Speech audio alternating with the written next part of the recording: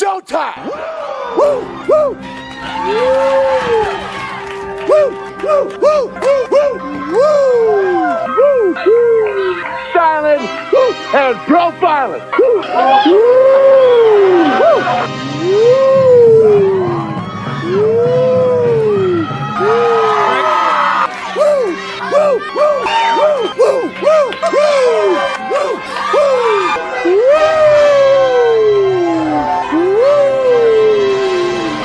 It's live and in color. Woo!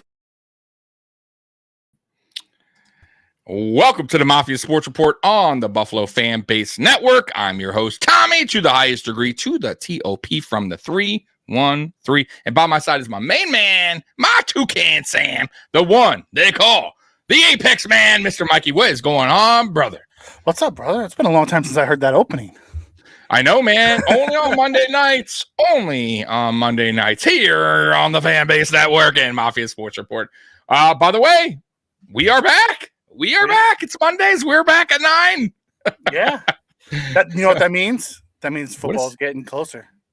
I know. And that means I got to concentrate on the chats because you can't control them. Yeah. I have no control on my side. Oh, yeah. So, Jason, I appreciate it, brother. So, yeah, man. So, let's first of all, how was your weekend, man? How was your weekend?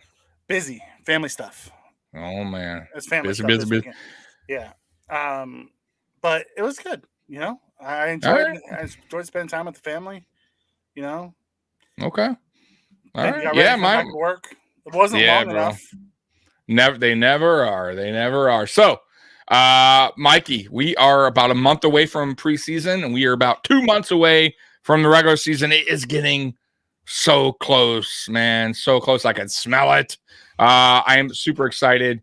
And obviously you guys saw the title of tonight's show is this the best Bills all season under the McBeane era? And we are going to, highlight basically the transactions, give you kind of a recap of the free agent moves and the draft. So let's go ahead and start real quick with some of this. Mikey, if you want to break it on down here. So I guess we could start in what? March? When do you want to start? Let's go with March. All right. So let's go. All right. Let's go. All right. Why not? So we'll start March here, and here we go. Yeah. So we started with re-signing Ike Bacher, which isn't a bad idea when you come to think about Ike Bacher. Bacher played really well in his spot starts. He's average NFL depth. You know what I mean? Yep. We could definitely have worse. We saw worse last year without him. So to see him come back was nice. It's like, okay, camp body, possible depth on the roster. What's going on? Buffalo Dave is in the house. Hey, what's up, man? Yep. Appreciate and then we saw some re-signings with Cam Lewis. For the first time in multiple years, we don't have a punter battle with Sam Martin signing a 3-year contract. We brought back Tyler Matakevich on a 1-year deal. Tyrell Dodson, and then we got into our first signings, and that was Deontay Hardy. He was the first one that signed, was for a 2-year contract. The numbers that came out, if you remember, was a little high at first, but that was like with incentives if he hits all of his incentives. Correct. His base is actually more reasonable with not likely to be earned incentives, which is fine. And then really what happened was the shocker of the offseason, I think. We re-signed Jordan Boyer. It really was, Mikey, because I'm telling you, me and you were probably on board together with this.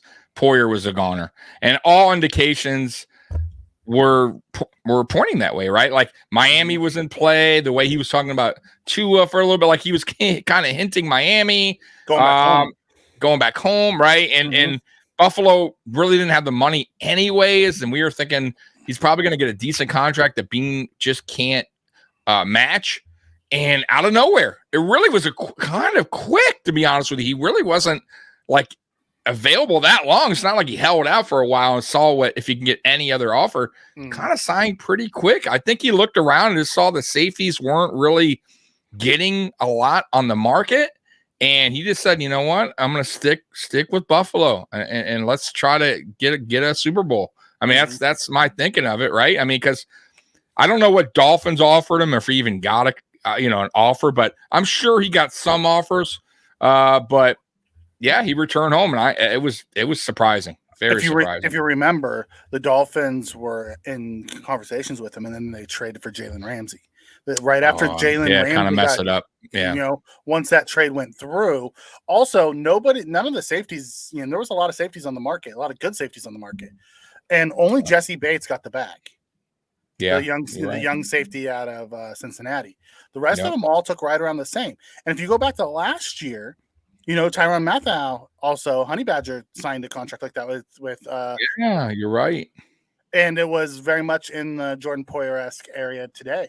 So yeah, with he read the writing on the wall, which there wasn't a ton of money, and he figured, if I'm not going to make a ton of money and I'm not going to go back home, I might as well re-sign with the team that I love. So we saw him come back, which was a shocker because none of us expected it. Yeah. Patrick, man, welcome to the show, man. And yes, go Bills. But yeah, man. So that was Bean always surprises me. Like when it's funny. Like I always say, like, this guy's gone. Like I said it with Milano. I said it with who else? I'd say with somebody else. I think Ed Oliver. I thought was like, oh, this last year is not gonna. And yeah, we'll get to that later. But I mean, he always winds up pulling something out of his hat, and he got it done, man. And also, obviously, the players got to work along with Bean as well, because a lot of these guys are taking a little bit less to stay in Buffalo or come to Buffalo. So yeah. All right, go ahead, Mikey. Yep. So then the following day we signed quarterback Kyle Allen, Josh Allen's buddy, to be the backup. Which, I'll be perfectly honest, I don't know if he's super great, but he's probably better than what we had last year.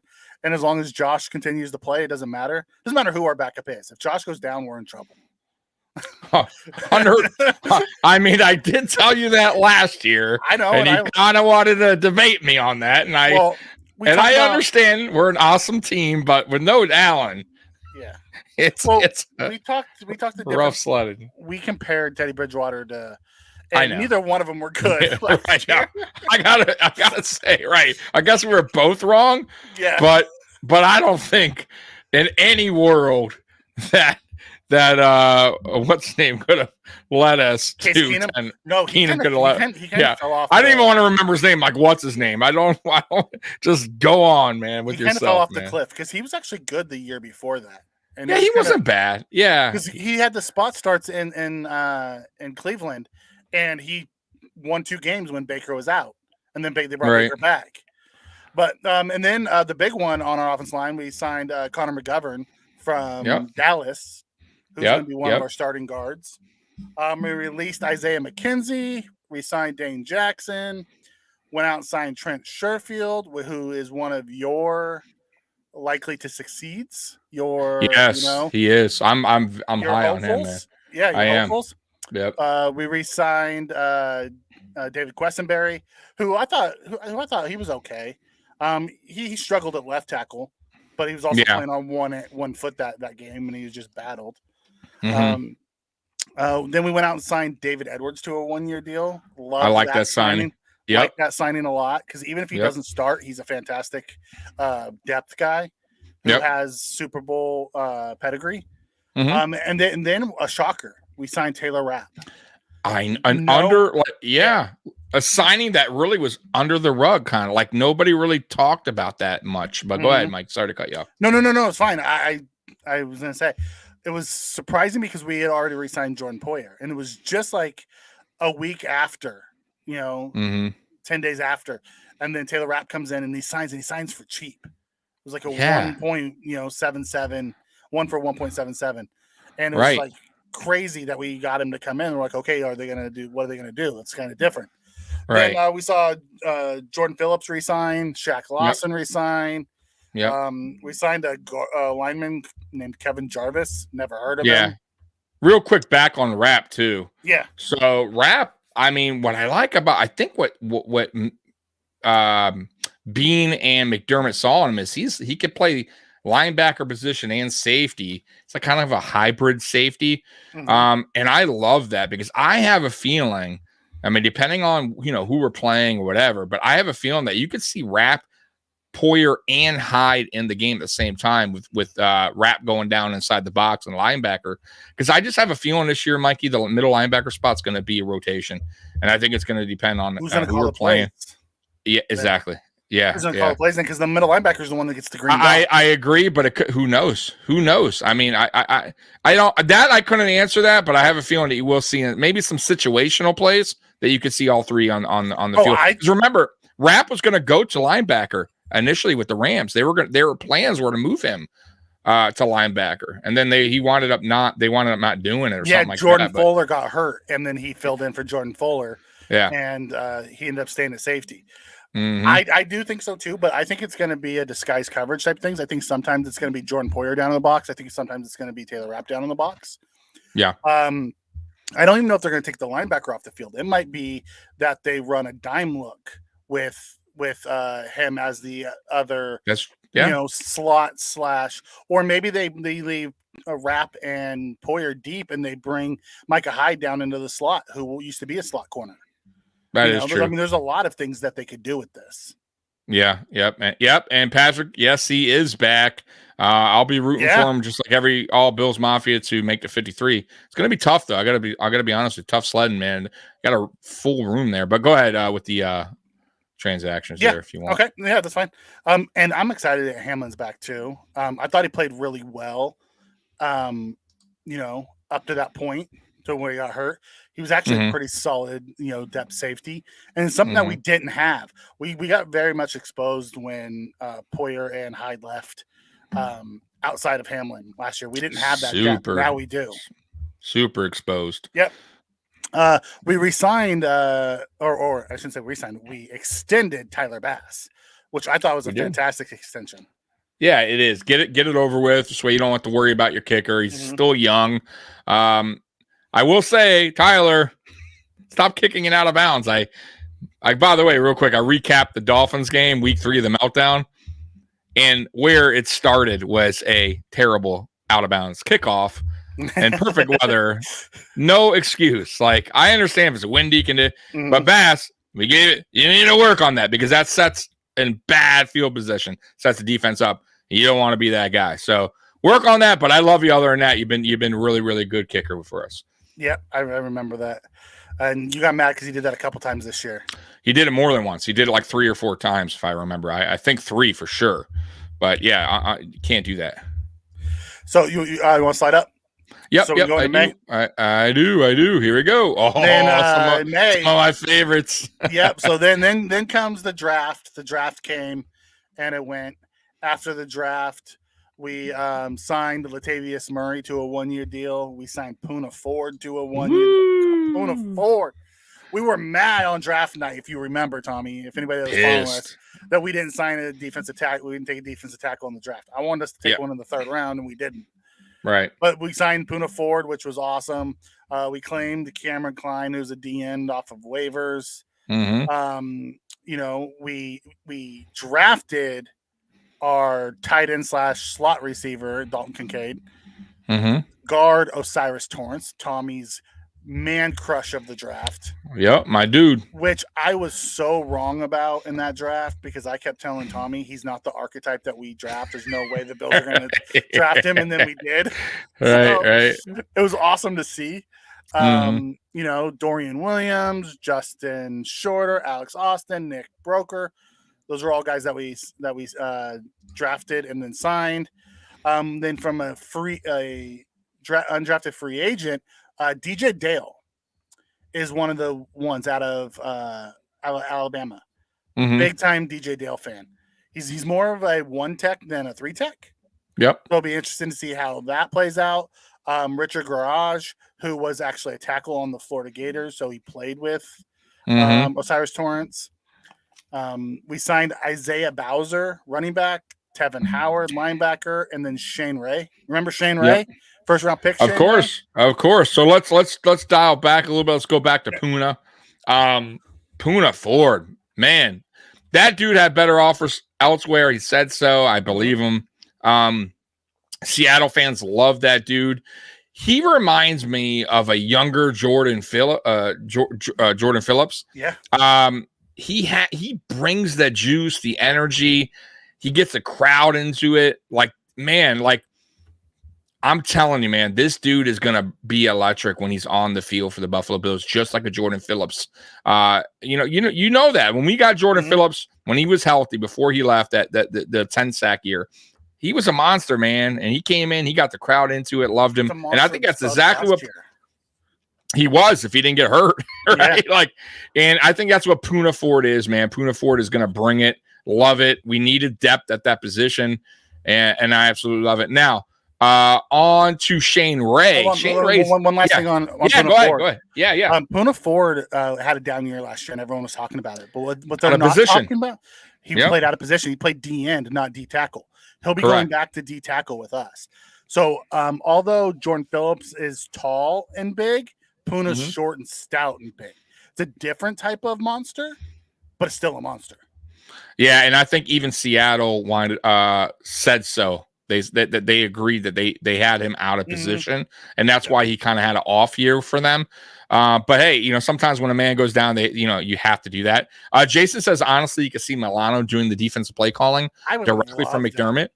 And I don't see why not. Milano's been in the system a long time. He is one of our leaders on defense. Love the guy. And yeah, honestly, why not? I could see Micah Hyde getting the green dot. I could see Jordan Phillips getting or Jordan Poyer getting the green dot. Like, it doesn't have to be the middle linebacker. That's just who they normally give it to. Like, right. They said early on that it wasn't gonna be Milano.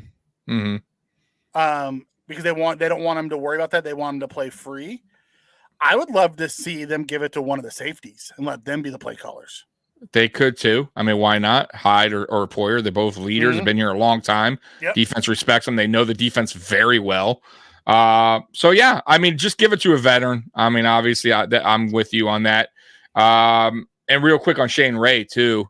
Shane Ray had a promising career, had a very good sophomore year with Denver.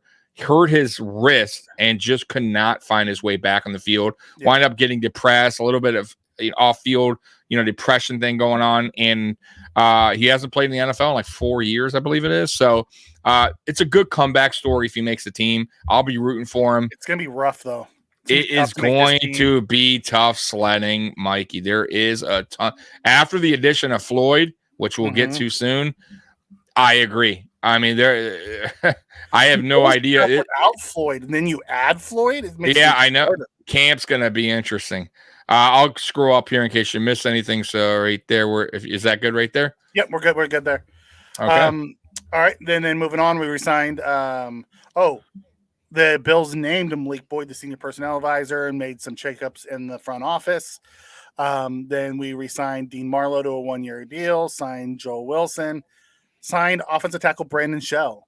We were talking right before we signed him, if you remember, we're talking about how they didn't bring in any competition to push Spencer Brown. Right. Although we both are really high on Spencer Brown, there was no backup plan. If Quessenberry's the backup plan, I'm not a big fan of that. Quessenberry also can't play left tackle very well. So seeing Brandon Shell come in that can play right or left is a positive. Yeah. I love it. I absolutely love the Brandon Shell pickup. So he came in for Dolphins last season. And I think he started at left and they winded up moving him to right. And he excelled, man. He was a beast at that side. Dolphin fans loved him. Once again, another a player that another team is sorry that they're leaving. And I just love it, man. I love it because once again, I'm with you. I'm high on Spencer Brown, unlike a lot of Bills Mafia, and I understand that. But if for some reason Brown doesn't work out or Brown gets hurt, right, you got a guy to fill in. Because remember, also Spencer Brown last year hurt his ankle at some point in the season, went down, missed I think 2 or 3 games. So it wasn't just his back before the season. He also got hurt during the season. So offensive linemen, they're tough to come by, guys. And you don't want to be out there in the free agent, getting another Bobby Hart, right? Like you don't want to be there again. You want to be where you have good depth and good. I'm talking about good depth. And Brandon Shell is a good player. So love the signing by Brandon Beane because he's finally addressing the needs of our offensive line and defensive line. Finally, like real need, not just band-aiding these old veterans that just can't move anymore. It's getting younger guys that have potential of being almost stars. Like I'm telling you, Puna Ford may not, like, I almost wish we'd lock him up somehow during the season because I have a feeling that guy's only going to get better. So anyways, I'm sorry. I was blabbing on. No, it's fine. It's fine. I'm a big fan of Brandon Shell too. We need to invest. We did a good job of investing on our interior. Mm-hmm. I'd like to, I'm glad they went out and signed a worst case scenario, an NFL caliber depth guy. Yep. And Jason, you are right. And we're going to get to Floyd in a minute when we're scrolling up, but I agree with you there too. I talked about Floyd today in a video I did. This dude seems like he's getting better as he gets older. Like, as he ages. I mean, this dude is averaging 9 sacks over the last 3 seasons. Listen, man, I think he's averaging more than Von Miller in the last 3 seasons. Like, this dude is balling out. And with him coming on a team with Von Miller, with a Rousseau who's getting better, can you imagine if this guy stays on this team in, let's say, another 2 years? I mean, man, but anyways, go ahead, Mike. Yeah. Well, I mean, what the nice thing is with our defensive end room is we have a lot of bodies now, because we have Vaughn, who probably will start on the pup, so we'll probably see. I really hope so. Floyd on the other side of Rousseau to start, but then behind him we still have Epinesa, Boogie, Lawson, and Shane Ray, and Jonathan Kinsley. Kinsley Johnson. Right. No, I said, man, I'm getting drunk today. Yes, yeah. No, it's one of those things. If we put a lot after the Cincinnati game, and I saw someone in here said that we realized that was still a big weakness for us. So right here, Patrick G. Right here. Yeah, because outside of Rousseau, once we lost Vaughn, we didn't have any edge rushing. It went downhill from there. We big time, and now we've added that. We've added the extra depth. Mm-hmm. And real quick, back on Von Miller. So Von Miller, crazy that when he had his first ACL surgery in Denver, he wound up returning week 1 with them. But there's a big difference. The big difference is age, right? And I hate to point that out to you guys, but there's no, especially with the signing of Leonard Floyd, Mikey. There's just no reason for them to rush him back, even if he feels like he can go week 1. Why not just just get him on the pup, get him in there week 5? And matter of fact, when you get him in there week 5, there's still no rush to play him a lot of snaps. You got a good amount of edge rushers now. You got a veteran in Leonard Floyd. You can kind of mix that up with them, just like McDermott likes to do anyways. So I just don't. I really hope not. I mean, listen, I could be wrong. If he's 100%, he's ready to go. Who am I to say you can't go week 1? But I just need him week 5. We need him in the right. We don't need him week 1. Right. Exactly. We need you down the stretch, because I'm gonna tell you all right now, the AFC East down the stretch is just like it's been the last 2 seasons. It's gonna be one of those things where whoever gets hot down the stretch, which has been the Buffalo Bills, will win that division and hopefully win the AFC, and then we go from there. And when you look at it, the AFC as a whole, it's been who's got hot. It's come out of the AFC because it was Kansas City. And who cooled off? Right? Yeah, and then it was Cleveland, or not Cleveland, but Cincinnati. Found their ways. They started bad, right? They started bad and found their ways. And then last year it was Kansas City and Cincinnati down the stretch. So it's always about who gets hot at the end. I agree. I agree. And last year I'm shocked we finished 13-3 with everything that happened. But anyways, continue, Mikey. Yeah. So then moving on, the next one was Leonard Floyd. Signed him to a 1-year deal. Yep. When we did that, we released Isaiah Bowser. Yep. Here is a sneaky one that everyone tends to forget. Yeah, Mikey was talking about that.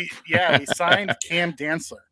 If anybody remembers, Cam Dantzler was a starting corner for Minnesota and was actually really good. And he's still young. He's not that been in the league only like 3 or 4 years. He's just been hurt the last 2 years. So they released him.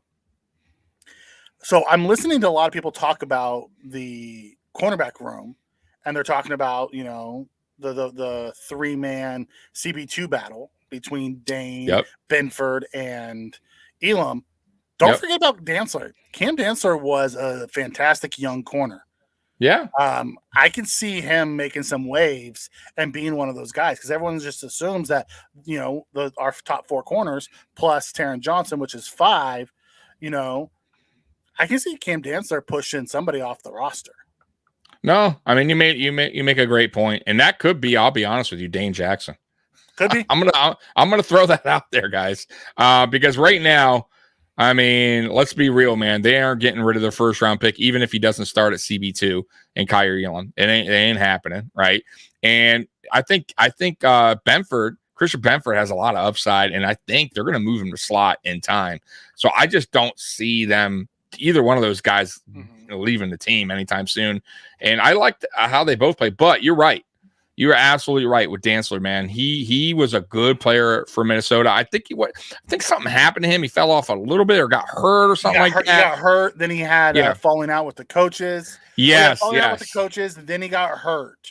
So he got, it was pre the new coach that came in last year. Him and the old coach got into it, and he got deactivated. And then last year he got hurt early in the season and never played. Yep.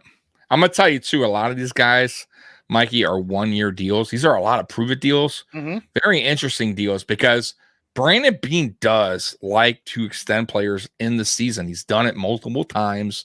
I could definitely see some of these guys earning an extension during the season. Believe it or not, I can see it happening, because you don't want some of these guys walking out if you can get a kind of a cheap deal done during the season. You get what I'm saying? Before they hit the offseason. That's the trick, right? Because I felt like Taron Johnson was a sneaky kind of signing a couple of years back when everyone was like, oh, why are you doing that? Even I was like, why? He's so young. I don't get it.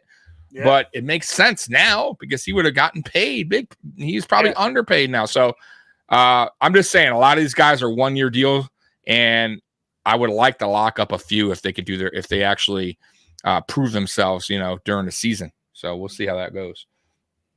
Yeah, Buffalo Dave's right. If you go down one more. Yeah, I got you. And McDermott does love the stories. Oh, always. The Dane Jackson was a solid player. He's Levi Wallace 2.0, but I think he's a little bit better than Levi Wallace. Yeah, I think I believe he's a little bit better than Levi Wallace. Yeah, he's a little bit more physical than Levi, I think. Yeah, I'll give you that. A little bit better speed too. Yeah, catches up a little quick. It's the reason why Levi wasn't undrafted and he was a 7th-round pick. Yeah, 100%. But they're very, very close. They ain't that far from each other. Then I like Buffalo Dave's. Is almost every dude on our D-line rotation could be a starter on another team. 100%. It's stacked. Outside of Boogie Basham, I would agree. I don't think Boogie's starting on anybody's team.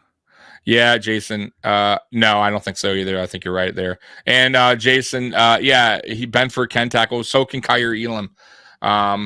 That's why me and Mikey like both, man. Honestly, they're almost the same. Their traits are the same. They're both physical kind of corners. Elam's is a higher upside athlete. He has a higher upside, I agree, but Benford, he's a better athlete.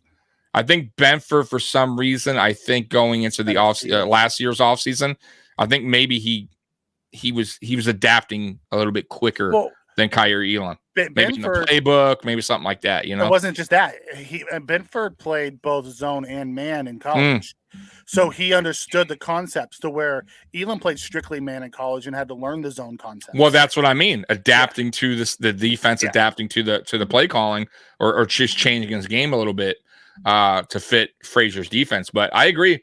Listen, I'm still high on Kyrie, man. I still think Kyrie can be that dude. So I like both these guys. As the year went. He definitely did. I really do. I think he got better as the year went. He definitely did. To see how it plays out. Yep.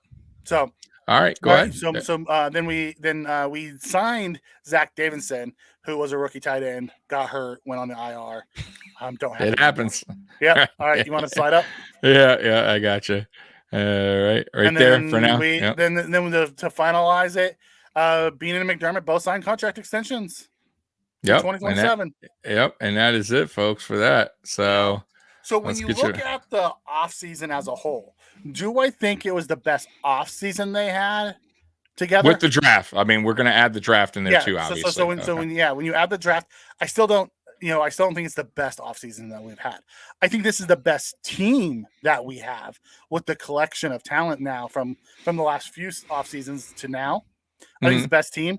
I still think, the 2018 the 2018, when did we draft Allen? 2018. Yeah, so it's 2018 offseason was probably our best offseason. When we signed, we are drafted Allen and Edmonds and all those guys, and then we signed the receivers. We got Beasley and Brown. No, that was 2019. 2018 was a disaster. We were bad 2018, remember? 2019 is when we went out and got Cole Beasley and John Mount. 2018 is when we had. So it might have been the 2019 offseason I'm talking about. Okay, because that's when we got John Brown, Cole Beasley, Mitch Morse.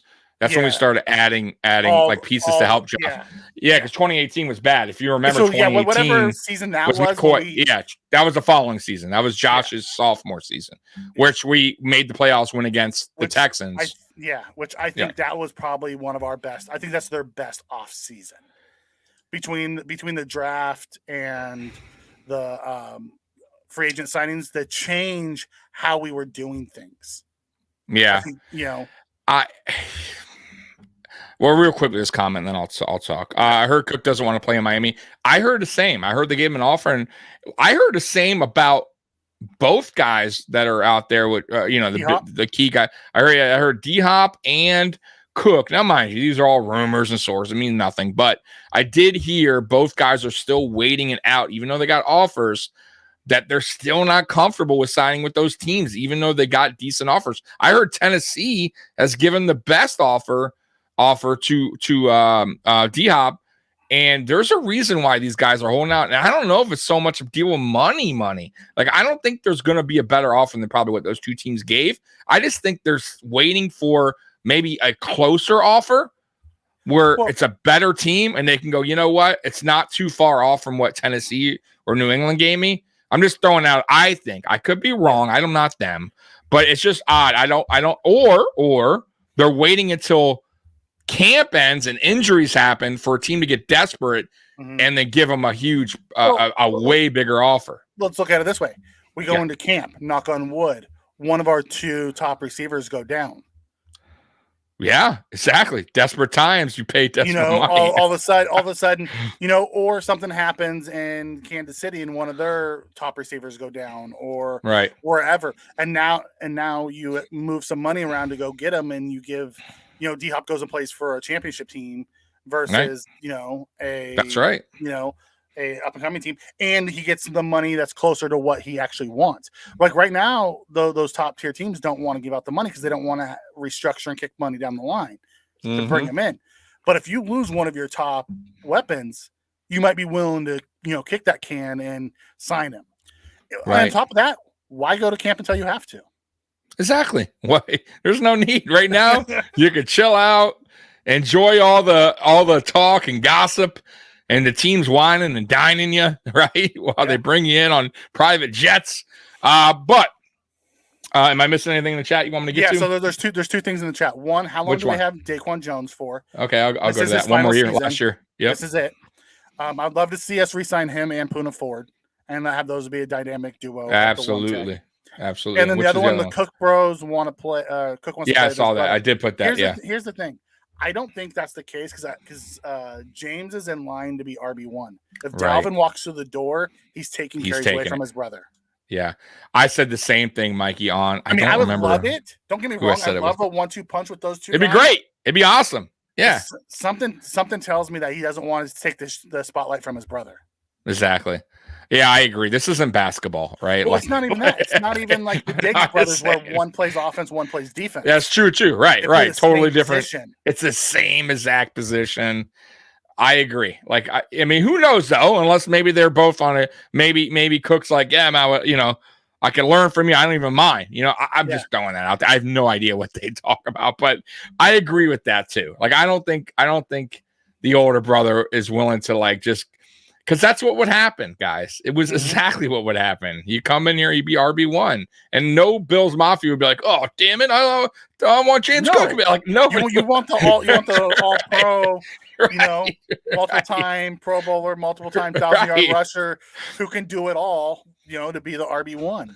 Right. So it would be what it would be. But on this offseason, though, Mikey, I think this is the best Bills offseason under the McBeane.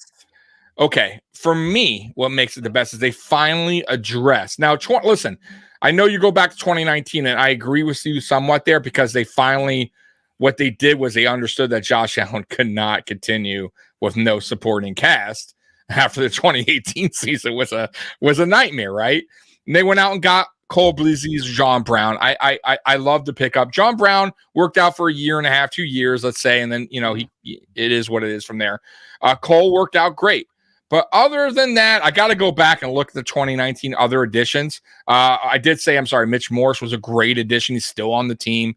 He was at that time a top 5 center, so no doubt. But what I like about this offseason is they finally addressed needs, like real needs. And I understand 2019, they addressed the wide receiver position.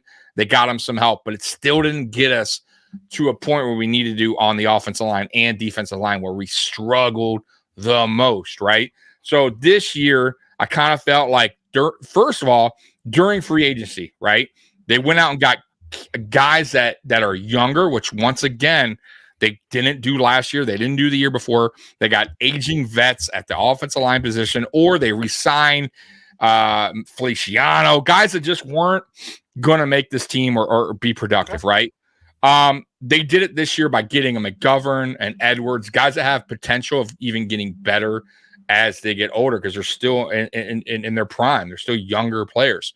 Then they went out and in the draft and finally addressed the offensive line, since they haven't done it since Deion Dawkins, really in the early pick.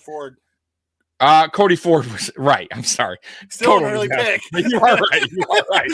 Total disaster. But Cody Ford was a second round. This guy, even though we got in second, he was considered a first round. So I'm just going to throw that out there as well. They also for a little sugar on top with their first round was Dalton Kincaid, who's going to be a star in this league. I'm going to tell you right now, Mikey.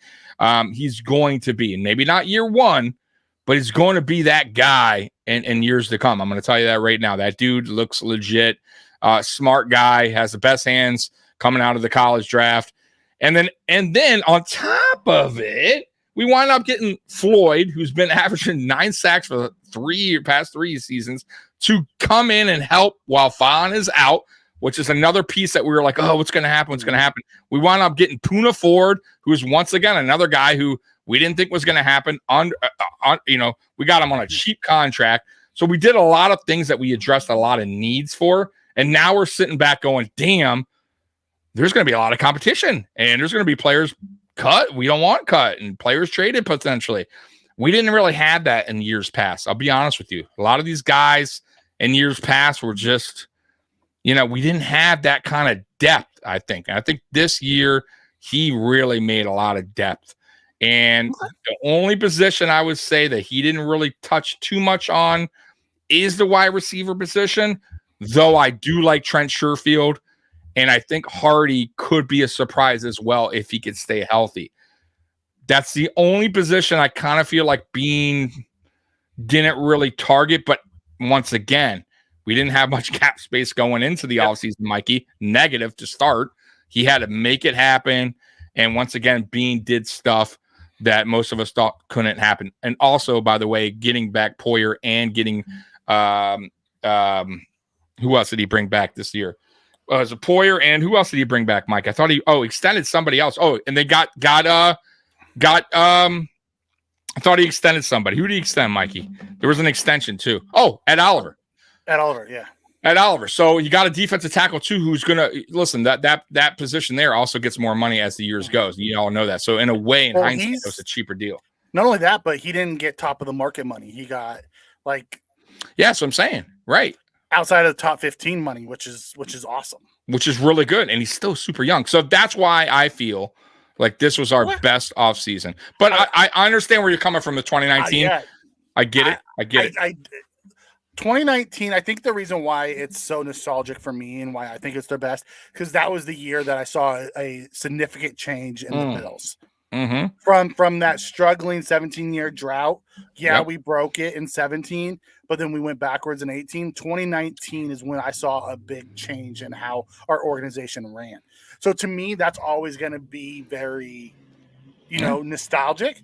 I won't argue with you on you saying this year, because I do agree with a lot of what you said, where Connor McGovern, David Edwards, there's a good chance those two both could be the two starting guards this year.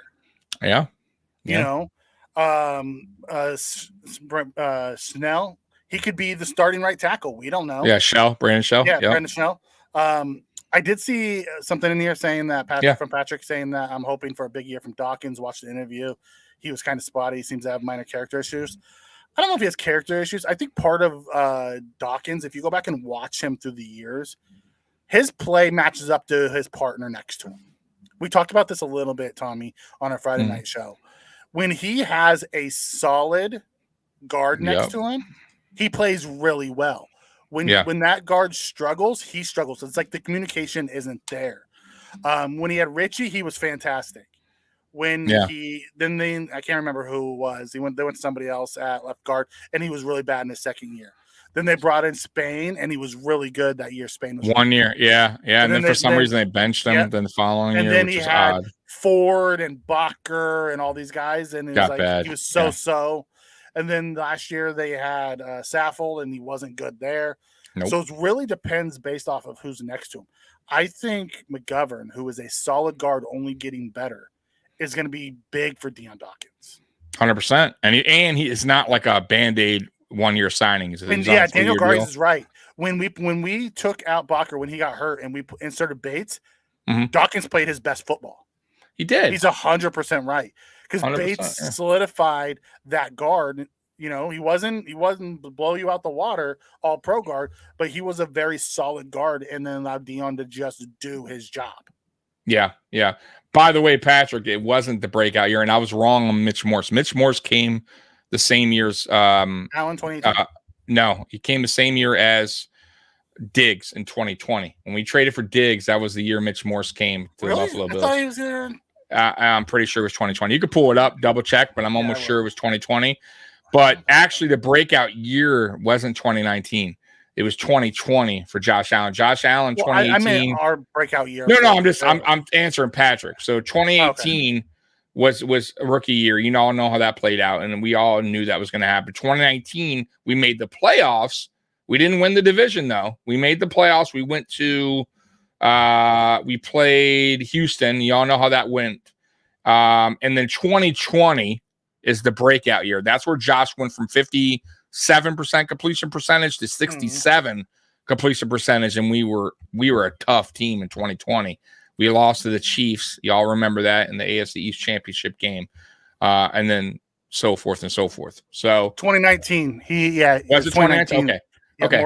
I thought it was 2019, 20. All right, cool. So either way, so that was a good pickup as well. But but it wasn't a breakout year. That was a year we not broke the drought. 2017 was, but that was the year we finally went to the playoffs with Josh as the quarterback. It was his first year of tasting the playoffs. And you've seen him get better, because he got better from his rookie year. He went from like 53 to 57 to dude, like he's like high 68 or something like that, or 69. It was high in 2020. Yeah. That's when everyone thought he was going to fall off a cliff.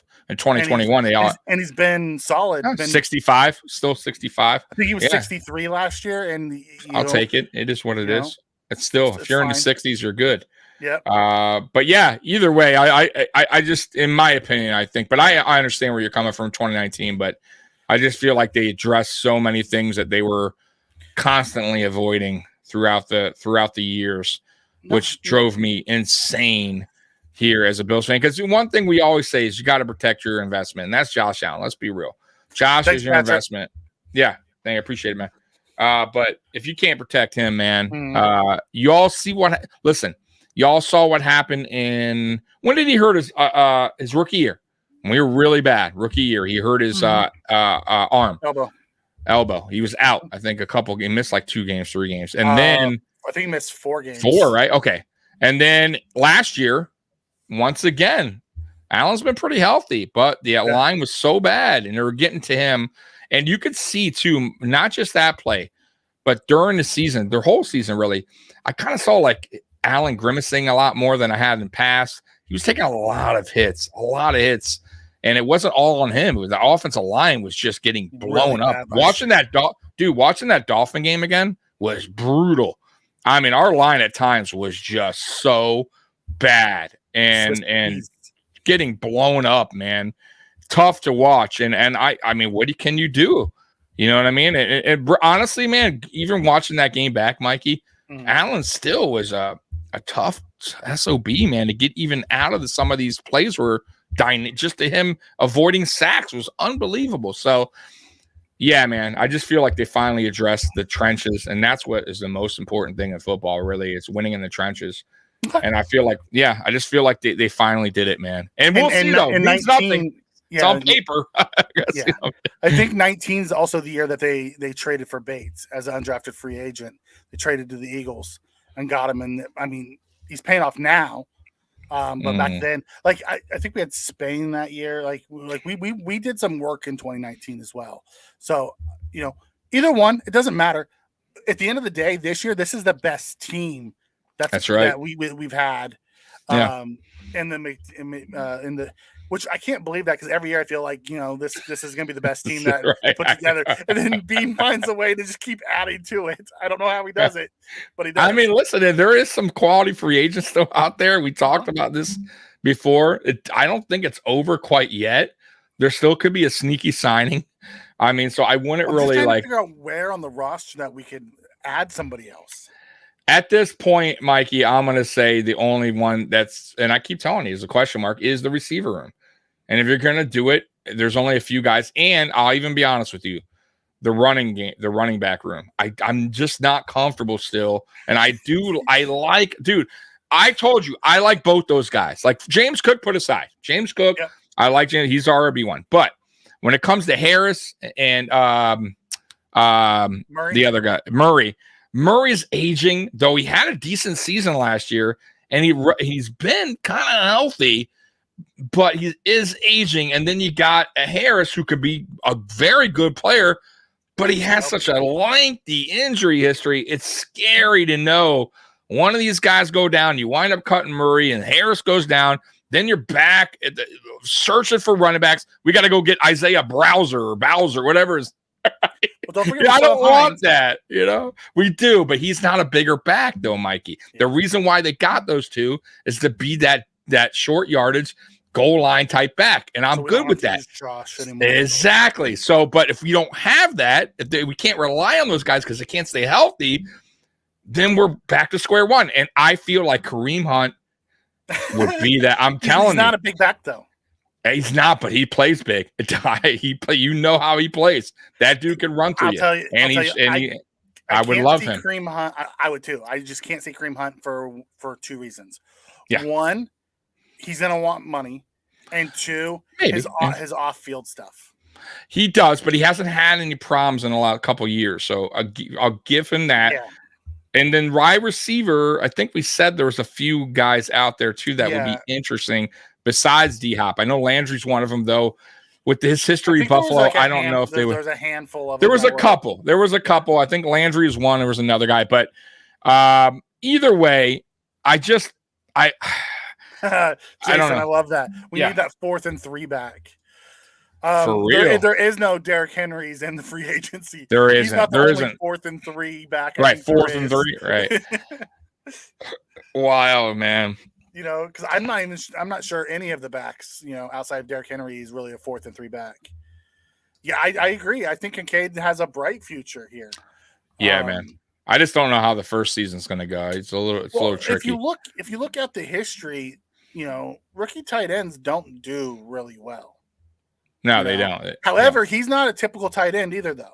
He's more of a receiver than a tight end. He's like a slot / tight end. So when you go back and look at some of Noah Fant had a pretty good year. He had 810 touchdowns or something like that his rookie year. Yep. But he played that end tight end, where he was on the line.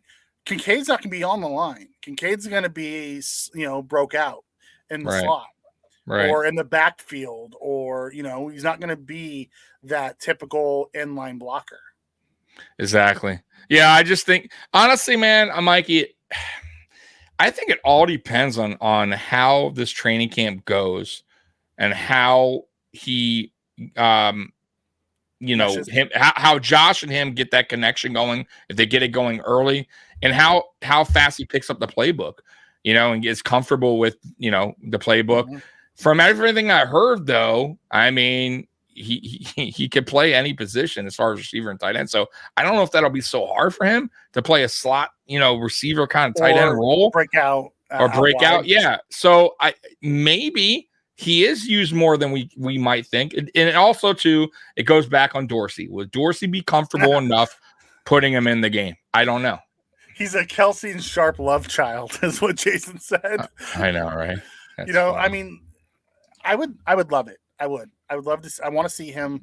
We need to build a elite tight end. Like, not Dawson Knox could break back out again this year. I think he's a fantastic tight end. 100%. I think people are sleeping. I think people are sleeping on Dawson. It's not talked about a lot. Dawson Knox had a great 2021 season. He had a very big bounce back season for his previous 2 years, right? Yep. And I'm going to tell you right now, that tight end university thing, it did help. And guess who went to that? And I already did a video, and we know that. Dalton Kincaid, right? Kincaid, Dawson Knox, Josh Allen went there throwing, and Quentin Morris. So very good to see that those guys are all going to trying to get their game better, right? Get their game to the next level. Even Dawson Knox. Dawson Knox could have been like, I'm good. Yeah. I learned already. I already did it 1 year, no need. And he's continued to try to master his craft, right? And I think Dawson Knox could definitely have a bounce back year, because he's not. Listen, if we get better at blocking, which I feel like we did, don't need to use Dawson Knox so much as a blocker now. Dawson Knox go out and be part of the offense again, and that really wasn't his fault last year. I got to say, a lot of that was on because we needed his help blocking, and that's just the truth of it. So we'll see this year. I'm curious if Knox can bounce back and have that 2021 type season, Mikey. Yeah, Patrick Clinton says wide receiver 3 is up in the air, boys. Nobody speaking about Knox is a good thing. It is. I also think that Josh Allen being the quarterback at tight end U and having all 3 of the tight ends there, Morris, Kincaid, and Knox, is also helpful, because not only are they learning, but they also have their quarterback there helping them learn those little nuances and throwing them the ball. That plays, and Allen's already said he's going to go back every year. Like, that's an annual thing for him, because he's really close with Kelsey and Kittle and those guys. Yep. So he told them that he's already, told them that he'll go and throw. Even when he had a wedding to go to, he showed up one day, threw, and then went to the wedding. So he always ends up showing up there, which is positive, because that's what we want. We want those guys there. Like this year with the defensive end summit, you saw Daquan Jones as a D lineman there talking with the defensive ends on different moves because Vaughn invited him. So I mean that's a great thing. Yeah.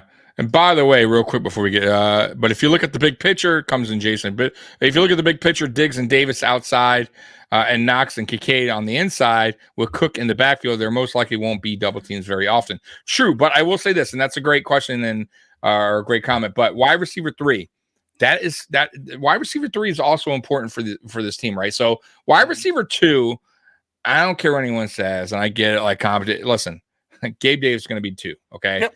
Gabe Davis has a leg up on all these guys in that room. All the rest of the guys, I'll be honest with you, they're all question marks. And Gabe Davis, though he's slightly a question mark, I kind of feel like he still proved himself better than the rest of the guys in the room. So you got Trent Sherfield, who I'm high on, and who I think could be a 3, but he only did it one good season with Miami. Can he continue where he left off in Miami in a new system with a new quarterback who throws a little bit different than Tua? And then you also got Khalil Shakir. A guy I'm high on, a guy that I was high on last year, me and Mikey in camp. We thought that was a great pickup. He's still there. Great pickup, great. And can he it's that I think is going to be very interesting on that battle at wide receiver 3 between, because I think it's going to boil down to, in my opinion, Shakir and Sherfield. I think they're going to be battling that out for that 3rd spot. But either way, I think both make the team, and I think are both great additions for the offense, man. But listen, I'm not mad if either one, and I hope it is Shakir in a way because he is a drafted guy. Don't count on Hardy. I am not counting on Hardy. I'm just, once again, he's like, Hardy to me is like a Harris, right?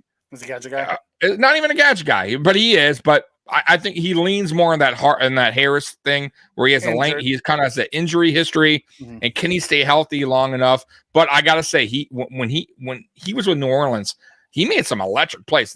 That dude is super fast, man, when he has the ball in his hand. So he can be a weapon, a big weapon for this team. Everyone thought McKenzie was fast. Wait until they see Hardy. Hardy's electric. And maybe we put Hines and we get Hines more involved. We haven't talked about him as a weapon. Like, Nyheim Hines can run routes or do all kinds of different things. Like, that guy is a weapon, and he was a weapon in 100%. Indy for a lot of years, and we just didn't use him on offense last year. No, yeah, I think I want to say that's on both. I want to say that's on Dorsey and Hines. I think even Hines admitted it took him a while to get. I think it took him a little bit and I understand that he came in late. Like, not everybody's going to adapt to something like that. You know what I mean? And we have kind of a complex offense a little bit, even though everyone said it's basic. It is a little different than most. And I just think it took him a little bit. And not only that, you got to also go on Josh. Josh has to earn that trust to go to you. It took him a long time to even go to Singletary, right? To pass him the ball. Like, Josh has to get comfortable with you, build that connection. And like you said, maybe Hines this offseason, now that we're going to have an offseason with training camp and all that, healthy guys, maybe Josh can build a chemistry with some of these guys, like a Hines, like a Hardy. We'll see what happens, man. Yeah, it'll be interesting. It'll be fun. It's going to be so much fun. He's not. You don't come on my Bill show, man.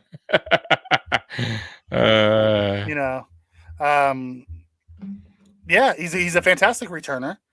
And that's a positive about like Nyheim Hines. It's a positive about Hardy as well. They both are all pro returners who can add something if they're not being used on offense. They still bring value to the team, and that's what it's all about. Matt Chatterstein, yeah. Listen, I've been hard on Davis. I'm going to trust that Bean knows what he's doing and he sees something in Davis that's going to break. Right. He saw him last year, and usually when Bean sees something and he doesn't like what he saw, he goes out and he, fixes it. You saw it with the D-line. You saw it with the offensive line. You've seen it everywhere. He saw it with Brown and Beasley. He went out and got Stephon, realized he needed a 1. If Bean didn't look and say, okay, I need to upgrade wide receiver 2, maybe it's just he's got the blinders on, the beer goggles for Davis. Right. But I'm going to trust that, he knows what he's doing, and that Gabe's gonna have a good year. Yeah. See, Matt, I gotta disagree, man. I mean, I know you think of that because you're thinking of 2021. And he was a 3 at that time. We had who's the guy that we had for 1 year that year, Mike? He was a 2 at the time, the veteran, Emmanuel Sanders. And listen, man, Gabe had that breakout game in Kansas City, right, in the playoffs, and everybody saw.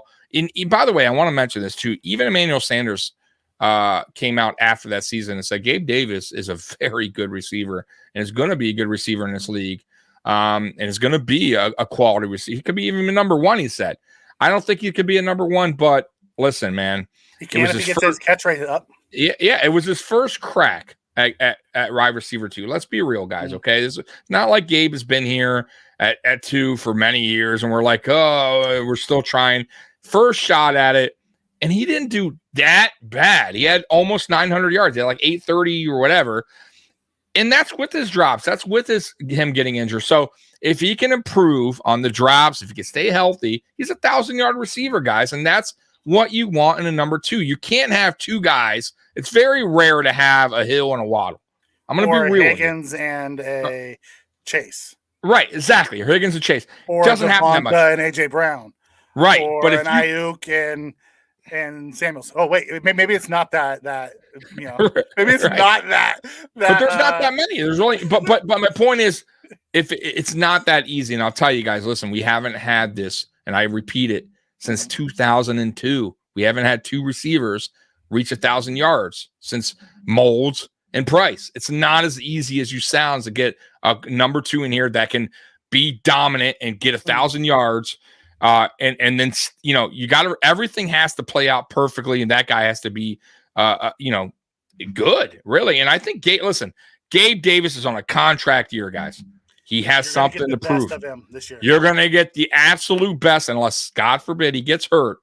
And Gabe Davis, in my opinion, I'm going to throw it out there, is going to have 1,000 yards this season. I can all put a bet on it. I'll eat a hot, whatever the hell, pepper challenge thing, that if he doesn't have it, I'll eat 2 of them. Okay, because I feel like Gabe Davis can be that guy at the wide receiver 2 spot. And the problem is, though, if he does have a breakout year, Mikey, and he doesn't get signed, then we're not going to be exactly. He's going to get paid and ain't going to be in Buffalo. Now, mind you, I said that with different players and it winds up they come back, but that is okay. That is okay because we're grooming some right now. We are in Shakir and Kincaid, and so we'll have other ones. And you got the draft. You still got the draft. You know what I mean? I want to hit, go ahead. Which comment one? Says, yeah, but sometimes GMs don't want to admit that when they've been wrong. You are 100% correct. And then he comes back and says, but he was the wide receiver 3 in that game. Was he? Was he the wide receiver 3? I mean, because he was really the wide receiver 2 on the outside. Technically, Sanders started, but Gabe got the majority of the play. But the real reason why Gabe broke off like that is because everyone was double teaming Diggs. Right, and that's fine. That is what a 2 does, right? Here's what's going to happen. You're gonna see a lot of Diggs double teams until Josh learns to throw them out of it. Right. Take those, there's a lot of last year. If you go and look, there's a lot of games where Josh missed checkdowns that he could have gotten. A ton of and checkdowns. Whether it's his elbow hurt the throw short or he just fell in love with it. But there's times that Josh threw it down there and it should have been caught and it wasn't, by the guys. If Davis can get his catch radius up to about 65 from the 50 something it is, get it up to 65, which still isn't great. You're going to see him go over 1,000 yards. You're going to see him become a better wide receiver 2. Everyone talks about his 800 yards, but people forget about 400 of that was in 2 games. Yeah, I get that, but listen. Overall, though, he's been our deep threat. Right, for on this team, he's made the biggest, I think, biggest plays as far as deep passes go. Absolutely. And he's had breakout games, like you said, couple 200. The Pittsburgh game was a breakout game. So if we can get one against Tennessee right before that too, exactly and then he got hurt in practice. But if we can get the Gabe Davis, even. Listen, some of that Gabe Davis that we saw in Pittsburgh, Tennessee, Kansas City, then he's going to have a great year, guys, for a number 2, and that's what you want. So I do listen, man. Let's not kill Gabe. Y'all know where we drafted him to. I think he was a third round pick, wasn't right? So it wasn't like once again, it wasn't a guy we reached for or first round guy. Gabe was a 4th round pick. 4th round, okay, 4th round. Yeah, I thought I was thinking 3rd, but 4th round pick. So. Come on, man. Let's give the guy a little bit of break. Let's see what he does year 2 as wide receiver number 2, right? And let's see if he can get that drop percentage better, right? Yeah. And Patrick's right. Gabe's streaky, but in the big games, he has, ice in his veins normally. He's made some big plays for us in big moments, guys. Because it's not just the Kansas City game. You go back to that Indy game. Where he was the one who made the toe tap, So many. Where everyone's like, he's out of bounds for sure. He's out of bounds. He made phenomenal catches. But people, you know what it is? People want to remember the last, play or the last, It's the last thing that's been put on tape. Exactly. And the last thing put on tape, though, all of the Bills looked horrible. It's why everybody is talking about how the Bills window is closed. Yet last year they were the Super Bowl favorites. Yet we have a better roster this year than we did last year. Yeah. I'm glad we're not. I listen, that's one thing I am. Me too. I'm happy about Sleep on the Bills all day long. Yeah, write us off. Have the Dolphins win in the East. You know? Cool. Go. I don't want that anymore. And I don't think the Josh players want it. Tier 3, Tier 4 quarterbacks. Yeah, put that chip on his shoulder. Right. I don't think the players want to hear it. You know what I mean? McDermott doesn't want to hear it. Just get the cameras away. We're bad. You're right. We suck. We're going downhill. Cool, man. Let us do our thing and win the East again, like we always do. And then let's just prove everybody wrong, because I kind of feel like that's what we did in 2020. By the way, Mikey, because remember, after 2019, after that loss to Houston, I kind of feel like everyone, if you remember, if we want to really rewind here, after that Houston loss, I just remember everybody, Josh Allen making stupid plays, dumb over his head. Yeah, he's never gonna be nothing. Garbage, interceptions, 55% completion percent. Then 2020 happened when everyone's sleeping on the Bills, and Josh had an unbelievable season, MVP type season. Some can argue. So good. Put us off the map. Get us whatever. Don't talk about us. We're terrible. Fine. McDermott, shitty coach. Bean doesn't know what he's doing. Josh and Stephon hate each other. Cool. Let them do their thing, and we're gonna prove everybody wrong. That's where I see this. I'm with you, brother. I'm with you. All right. Hey, any last word, by the way, Mikey? No, not from here. Will be interesting. We'll be starting to put together the positional groups, and we'll start going through position by position. Yes. To get us into camp. Yep. On Friday nights, and then we'll go from there. Yeah. So tonight was just we just wanted to do because we haven't been on here since last year, really. Yeah. So we wanted to do like a recap of the offseason with everybody, and just kind of just talk a little bit with you guys in the chat. But as the Mondays go, obviously we'll dive deeper into camp. Go ahead, Mikey. Which one? Mark Patrick? comes in and says, Matt Shatter, Justin Shorter's at least a core 4 special teams player, and his potential is very high. You're a big shorter guy. You're a big shorter guy. I love it. I did that video, and people are like, "Damn, all right." I love that. Listen, I love stories like that. I love guys that are kind of underdogs. And he is weird because he was not an underdog early on in his career and life. He was in the same high school class as Chase and Waddle, and those guys. Yeah, he was actually a higher number one. Yeah, where he landed was just an odd. Then he didn't. And then he had injuries. He just couldn't get along with the coach and at Penn State, so he transferred to Florida. And he actually excelled in Florida. If you look at his years, he actually got better. Anthony Richardson. And he got, but he got better. He still had a couple injuries here that I didn't like seeing. Yeah. That's the one thing that has followed his career. But I will say, man, I saw some of his Instagram. That dude is working out, bro. That dude looks like AJ Brown and DK Metcalf and he's all freaking yacked. He's yacked. If you listen to Josh Allen on the Bustin' the Boys podcast, he says you can't pull fat. So he keeps a little bit of pudge on it, but he doesn't pull nothing. I saw, yeah. So listen, shorter, 6'4", a taller receiver. One I've been saying we need a taller receiver. Fast. He can go. He has really good vertical, and he goes after the ball, which I love. But he does need to work on some of his game. His route running's a little, But I think first year, I think he's going to be a special teamer. I think he's one of those guys where he's a project guy. He has a high ceiling, and I don't think the Bills want to lose him to because I have a feeling you put him on a practice squad, he'll get picked up. I just do.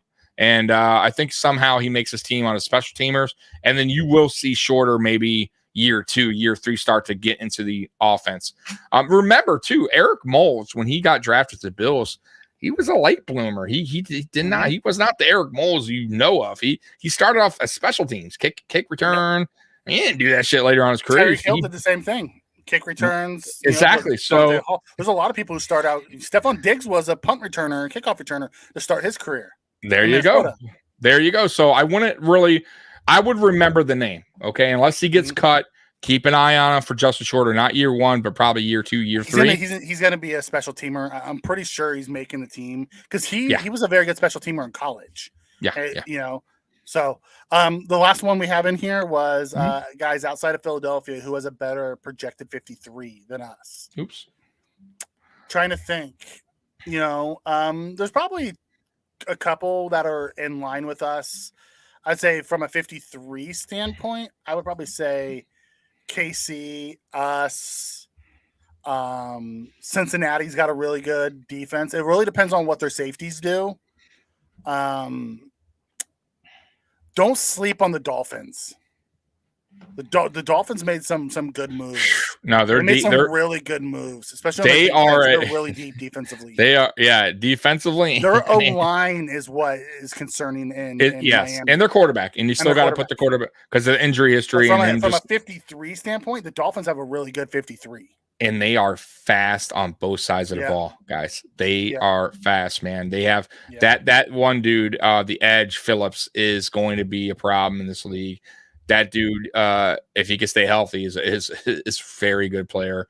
They got some speed around the edge. They got speed at receiver. They got speed at running. Like, they are a pretty deep team. If they do get Cook, they are even deeper. I have them as a number 2 team in the East. I have them making the playoffs again. Their coach is an offensive-minded coach, though I don't like him, but he's did a good job his first year. Yeah. The key to them is obviously their quarterback and their offensive line. Yep. Yeah, that's it. And it'll be the same thing in correct, Triggs. He was. New Jersey. I don't believe the Jets have the roster that we have. They have a really good defense and some playmakers, and everyone just assumes they're going to be great because their defense was great. What people tend to forget and they don't look down the stretch. Their defense wasn't that good down the stretch. Granted, it could be because their offense was so bad, but down the stretch they weren't that great. So I'm pretty sure everybody else can hear us, but safety issues. It has to be you, Joey. Depth at linebacker, DT, and O line.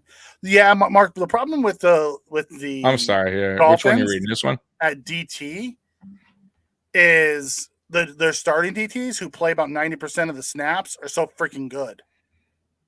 Yeah. Oh, I'll give you O line. Linebacker, they actually have a few more linebackers. The Chiefs with the wide receivers, they still have Travis Kelce, who's their wide receiver 1. Other than that, they have a bunch of high upside, really fast guys who Andy Reid knows how to use. I wouldn't say our skill positions are better than their skill positions.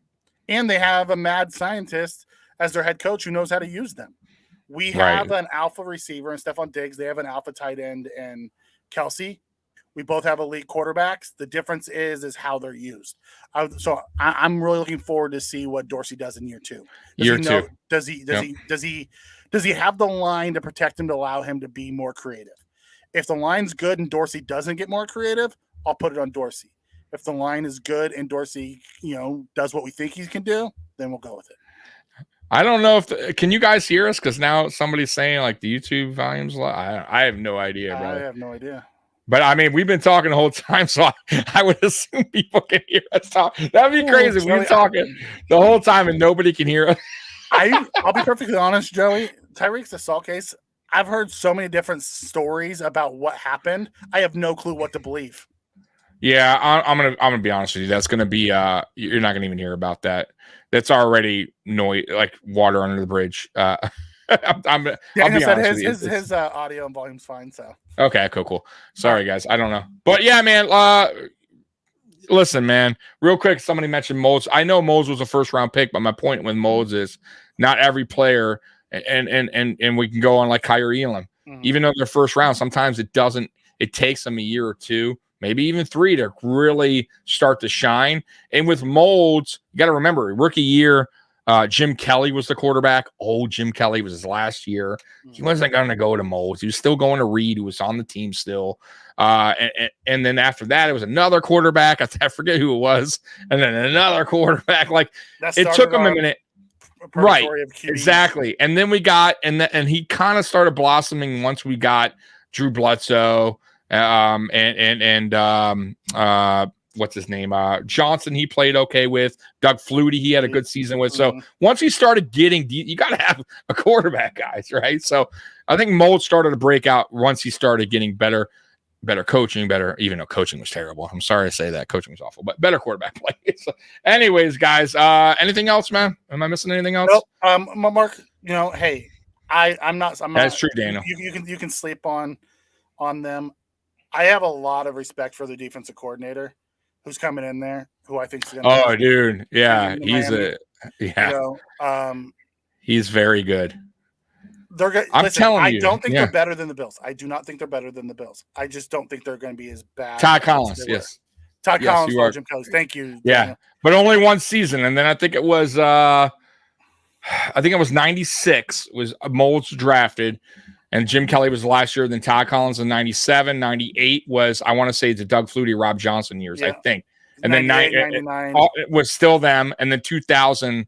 Was maybe still them, and 2002 was Bledsoe. So somewhere around. Van Pelt, I forgot about. Yeah, terrible Van Pelt. I think 2000 was Rob Johnson because Flutie left in 99 after. That's when we got him from Jacksonville. He played for Jacksonville. We picked him up as a free agent. Remember, we paid him big money. Yeah, and we did that after the 98 season, 99 season. It was so Flutie bad. And then Flutie left after the 99 season because they wanted to play Rob Johnson. Yeah, it was so bad. So bad. Todd Collins, Van Pelt. Oh, God. That got into, let's not go down that. Multiple coaches. We can go down that rabbit hole. That's bad. But anyway. Oh, look. William says Bills have no chance this year. You're no chance in hell. Okay. Well, buddy, you haven't watched the Buffalo Bills play then. Everybody has a chance this year. Everyone's 0-0. Right. And we haven't fell off a cliff, buddy. And we still have our quarterback. We still have receivers. We still got a good defense. It doesn't work that way. You just don't fall off a cliff that fast, man. So I don't know what fan you are. If you're a Chiefs fan, Dolphin fan, but I don't talk trash, man. Listen, man. It is what it is. We're all 0-0, like Mikey said. But I will say this one thing before we jump out of here. The rest of the teams in the AFC East, the Dolphins and the Jets and the Patriots, they have the Buffalo Bills in mind. We have a Super Bowl in mind. There's a big difference. They are chasing us. We ain't chasing them. Okay? And just like the Patriots, when they were kings of the East, all the teams were chasing the Patriots in the East.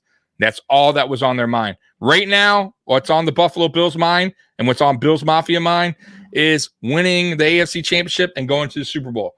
So whoever fan you are, if you're an East fan, then I'm going to tell you right now, your thoughts are on the Buffalo Bills, and that's probably why you're on this page channel watching us right now. But so anyways. It's going to be a fun year. It is. I'm not dogging them. I don't listen. I tell you guys the truth, man. I told y'all, the Dolphins are a good team, and we're not going to have an easy. There is no easy out in the East. Even the Patriots, who I don't like their quarterback, and I think they will be last, are still going to be a tough team. They are always tough.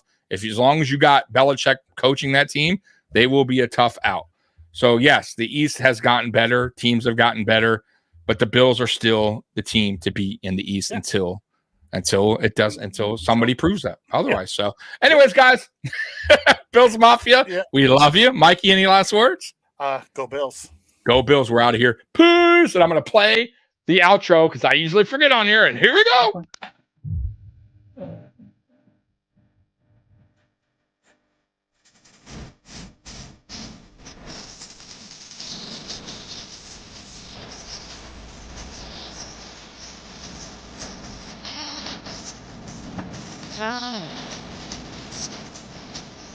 Oh.